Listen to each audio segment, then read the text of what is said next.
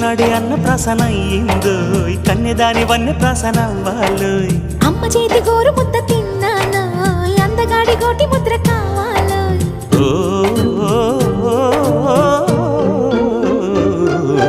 కాస్త నన్ను నువ్వు నిన్ను నేను కోరుకుంటే కోరుకున్న చోట నువ్వు నేను చేరుకుంటే చేరుకున్న చోట ఉన్న దీపం మారుతుంటే ఆరుతున్న వేళ కన్నెకాలు జారుతుంటే